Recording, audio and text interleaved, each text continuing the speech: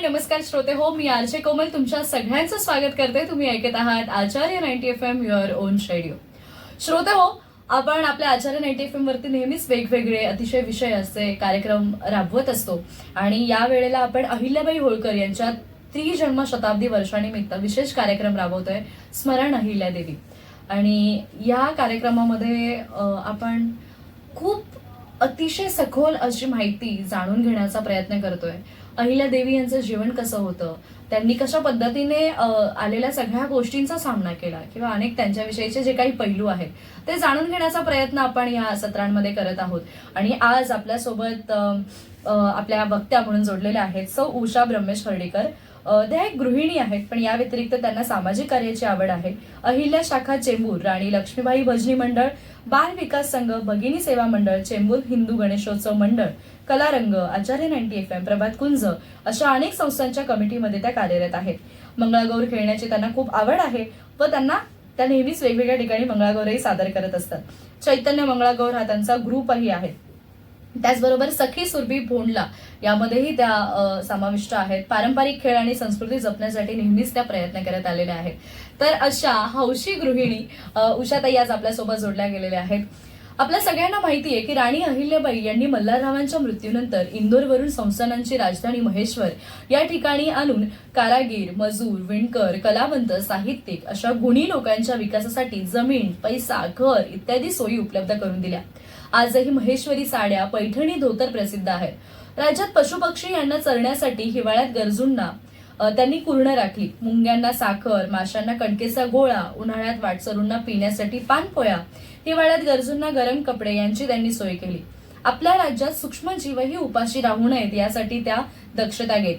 दिव्यांग, अनाथ व असहाय्य लोकांचे पुनर्वसन करत. गोरगरिबांसाठी अन्नछत्र व सदावर्ते चालवली. वस्त्रांचे वाटप केले. त्याचबरोबर प्रवाशांसाठी मार्गावर अरण्यमय प्रदेशातही अंबराई, बगीचे, वृक्षारोपण, विश्रांतीसाठी ओटे, धर्मशाळा बांधल्या.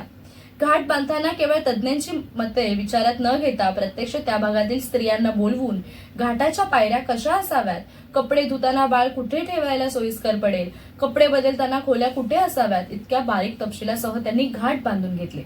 याचाच अर्थ काय, तर लोकांच्या कल्याणासाठी अहिल्याबाई प्रथम झटत असत आणि त्यांच्यासाठी लोककल्याण हेच सगळ्यात मोठा ध्यास त्यांचा होता.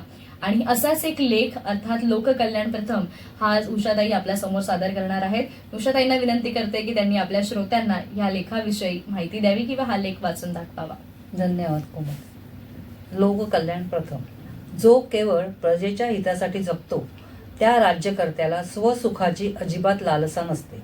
आपले तन, मन, धन तो रयतेच्या सुखासाठीच वेचतो. पुण्यश्लोक अहिल्याबाई अशाच पद्धतीच्या कल्याणासाठी आपले सर्वस्व वाहून देणाऱ्या राज्यकर्त्या होत्या. त्यांच्या काळी पती निधनानंतर पत्नीने सती जाण्याची प्रथा फारच जोरात होती. राजघराण्यातील स्त्रीने तर विधवेचे जीवन न जगता पतीबरोबर सती गेलेच पाहिजे असा समाजातील सर्वांचा आग्रह होता. कारण राजघराण्याकडे सर्व प्रजा आदर्श म्हणून पाहत असते. तेव्हा सतीनं जाण्याचा निर्णय राजघराण्यातील स्त्रीने अजिबात घेता कामा नये. जी स्त्री पती निधनानंतर सती जाणार नाही तिला नरकाची वाट चोखाळावी लागेल अशी समाज मानसात पक्की धारणा होती. अहिल्याबाईंचे पती खंडेराव होळकर हे एका लढाईत धारातीर्थी पडले. अहिल्याबाईंना अवघ्या 29व्या वर्षी वैधव्य आले. त्या काळच्या सामाजिक मतप्रवाहाच्या रेट्याने अहिल्याबाईंनी आपल्या पतीच्या निधनानंतर सती जाण्याची तयारी केली होती. मात्र त्यांना त्यांच्या सुधारक विचाराच्या सासू सासऱ्यांनी सती जाण्यापासून रोखले. आपल्या जगण्याने जर आपल्या हातून लोकहिताची कामे होऊन लोकांना सुखी करता आले तर ते जास्त महत्वाचे हा विचार अहिल्याबाईंना पटला. सती जाऊन स्वतःच्या पतिवर्त्याची कीर्ती सांभाळता येईल, पण या स्वप्रतिष्ठेपेक्षा प्रजेसाठी कल्याणमय कार्य करण्यात सारे आयुष्य वेचणे अहिल्याबाईंना मोलाचे वाटले. तसे पाहिले तर त्या काळाच्या दृष्टीने हा निर्णय घेणे खूपच धैर्याचे होते. पण स्वतःपेक्षा कायम इतरांचे भले पाहणाऱ्या अहिल्याबाईंनी सती न गेल्याने होणाऱ्या लोकनिंदेला मन घट्ट करून सहन केले. पण तरी राजकारणातील त्यांच्या जाज्वल्य कर्तबगारीने त्यांना जनमानसात अत्यंत आदराचे स्थान प्राप्त झाले. त्या वत्सल लोकमाता ठरल्या. मात्र अहिल्याबाईंच्या दुर्दैवाने त्यांना आपल्याच परिवारातील 18 स्त्रियांना सती जाताना बघावे लागले. अहिल्याबाईंच्या सासवा, सुना, नातसुना, स्वतःची मुलगी या सर्व त्यांच्या पती निधनानंतर सती गेल्या. ही अत्यंत क्रूर अशी प्रथा होती. अहिल्याबाईंनी या प्रत्येकीला सती जाताना अत्यंत कळवळून विरोध केला. पण अहिल्याबाईंजवळ जी या अनिष्ट रूढीविरुद्ध जाण्याची हिंमत होती ती त्यांच्याच परिवारातील या कोणाही स्त्रीला झाली नाही. या स्त्रियांना समाजाच्या दबावाला झुगारून देता आले नाही.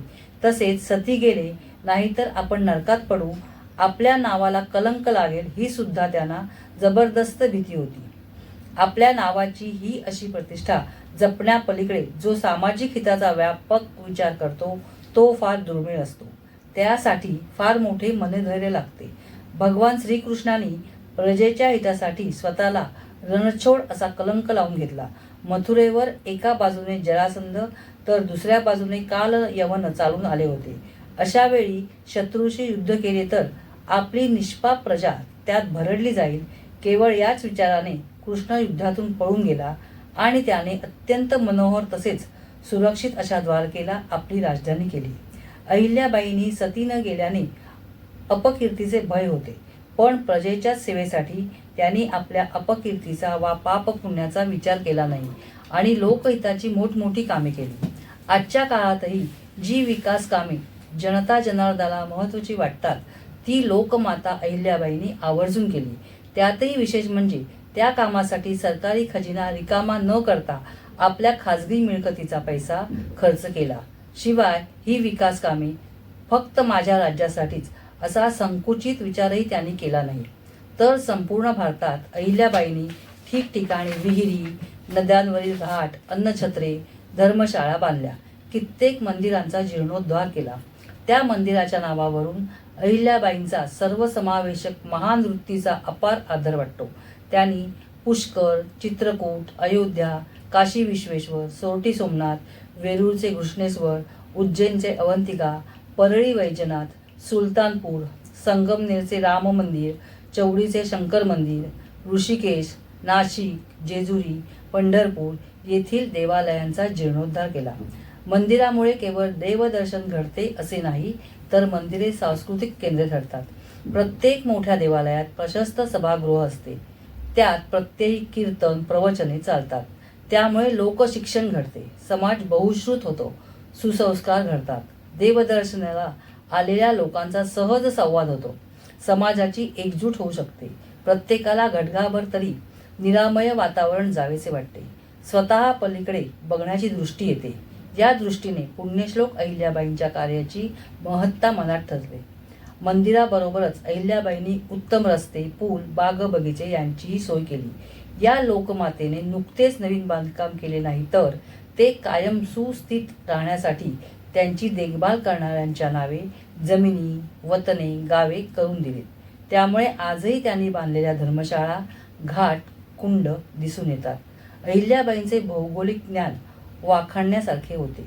काशी ते रामेश्वर, जगन्नाथपूर ते सोरटी सोमनाथ या प्रकारे यात्रेकरू कसे कोणत्या मार्गाने येतील याचा विचार करून त्याप्रमाणे त्या मार्गावर प्रवाशांसाठी अन्नपाणी, निवासाच्या सोयीसुविधा त्यांनी केल्या. लोकांना कोणत्या प्रकारे सोयीस्कर ठरेल याचा बारीक सारीक विचार त्यांच्या प्रत्येक कामात होता. एवढेच नव्हे तर बांधकाम करणाऱ्या कारागिरांनाही काही कमी पडू नये, त्यांच्या राहण्याखाण्याची चांगली सोय असावी अशीही तजवीज आईच्या मायेने पुण्यश्लोक अहिल्याबाईंनी केली. स्वतःच्या गरजा कमीत कमी ठेवून समाज कल्याणासाठी मात्र त्यांनी भरभरून दिले. अशा या पुण्यश्लोक अहिल्याबाई होळकर यांना माझे शतशः नमन. आणि आचार्य 90 FM यांनी मला इथे वाचनाची संधी दिल्याबद्दल त्यांचेही आभार. नमस्कार. नक्कीच, म्हणजे मगाशीच मी म्हटल्याप्रमाणे की अहिल्याबाई होळकर यांचं जे काही काम होतं समाजासाठी सतत त्या लढत आल्या. पुण्यश्लोक, रुद्रभक्त देवी अहिल्याबाईंनी केवळ महेश्वराचाच नव्हे तर म्हणजे आपल्या राज्याचा विकास केवळ तितकाच विकास न करता संपूर्ण भारतातील मंदिरांचा जीर्णोद्धार त्यांनी केला. त्या काळात त्यांनी नवीन नवीन रस्त्यांची निर्मिती केली, मंदिरांसमोरील घाटांची निर्मिती त्यांनी केली, अन्नछत्र चालवले, बेरोजगार स्त्री पुरुषांच्या हाताला कामं दिली.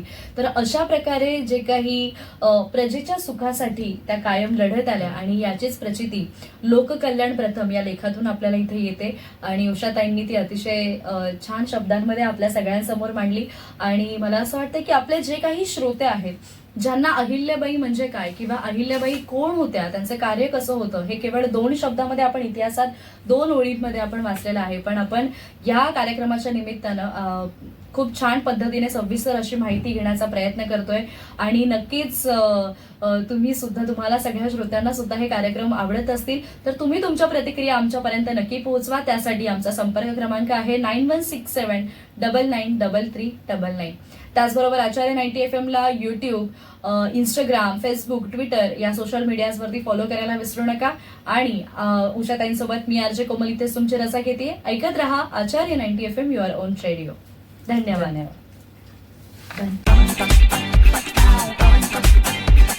Acharya 90 FM